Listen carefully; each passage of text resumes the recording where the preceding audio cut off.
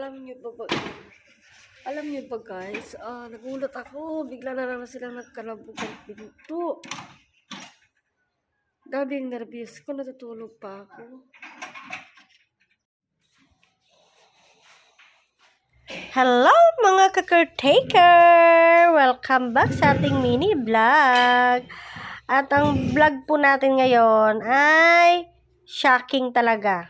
Ayan. So yan si kuya. Tulog na tulog talaga ako. Nagulat ako. Sabi ko ba't ang aga naman.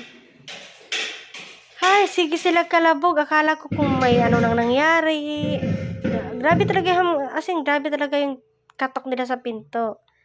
Siyempre, hindi naman ako sanay. At saka isa pa, wala akong ina-expect na may mag-deliver ng gas. Kasi wala naman sinabi sa akin yung amo ko. Guys, hindi pa lang sinabi sa akin ng amo ko. Chinek pala niya nung last week yung, yung gas. Ay, kahit nakita niya magaan na. Nag-order pala sila, pero wala siyang sabi sa akin. So, ako, wala akong pera. Kaya yan. Tingnan mo, kinakabit na lang niya. Sabi ko, wala akong pera. Sabi ko dyan, wala akong pera. Tapos nahirapan pa siya dyan kasi kalilinis ko lang ng stove na yan. So, hirap na hirap siya. Paano yan? Paapoy yan nung una. Hindi ko lang nabidyohan. O, ayan, tapos na siya. Uuwi na siya. Tingnan nyo yan guys. Mamaya sisingilin niya yata ako. Ito yata yung sisingilin niya akong part. Diyos ko, Mayo, Marimar. Nakakashock talaga. Morning guys. Alam nyo ba yung takot ko? Na natutulog ka. Dahil puyat ka kagabi. Tapos ito yung nangyari. Bigla na lang silang nagkalabog. Akala ko amo ko. Sabi ko, alam ko hindi na pupunta yung amo ko. Nagulat pala ako. Mag-deliver pala ng gas. Sabi ko, wala naman akong order. Bagalit pa siya sa akin. Ayan siya, oh. Ayan, oh. Hindi ko ipapakita. Baka mamaya magalit. Ayan. Si Kalbo, si Mamang Kalbo. Tapos ngayon sinisingil niya ako ng pera. Ano yung pabayad ko? Sweldo ko nga, wala pa. Gulat talaga ako. Akala ko kung may anong nangyari. Grabe nagabog. Wala ko naman yung pinto kagabi dito sa may pero na-open nila yung screen. Hindi ko alam kung pamasko ba nila yan. Pero bakit naningil siya sa akin? 650 daw. Sabi ko, wala akong pera. Gago. O, diba? Kinabit niya naman talaga. Kinabit niya. Diniretso niya talaga doon sa kusina.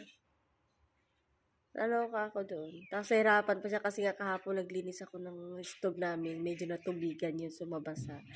Hirap na hirap siya paapuyin. Buti na lang napaapuyin niya. Pero salamat kasi malapit na rin naman talaga maubos yun. Baka Chinese New Year hindi naabutin yun na yun. Mahirapan baka sarado sila. Gulat talaga ako. Akala ko talaga may alas 2 na kasi ako natulog kagabi. Kasi ngayon parang ewan ko, hindi maganda yung pakiramdam ko kagabi pati. Si Lola kasi binabantayan ko kasi lagi siya nagka-agoy-agoy ba. Masakit daw, agoy-agoy. Basta ganyan si Lola may nararamdaman. Hindi ako masyadong nakakatulog kasi binabantayan ko yan siya. So, ayan lang. Ewan ko kung hindi na ako makakabalik sa tulog. Itsura ko. Pupungas-pungas pa ako. Diyos ko, Lord. Siya ka. Pagatas na nga lang yung alaga ko. At ako'y tulog na lang mamaya. Hindi na yata ako makatulog mamaya. Gabi na naman. Naloka ako. Kuya,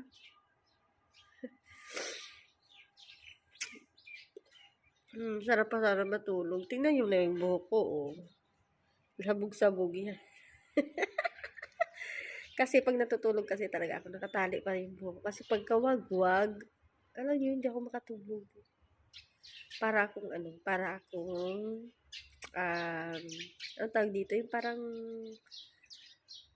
basta hindi ako makatulog. Basta yun. Ayan siya. Nag-deliver din siya. Baka yung kabilang kapitbahay lang ang nag-order sa kanya. Babayaran na ni kuya yung kapitbahay.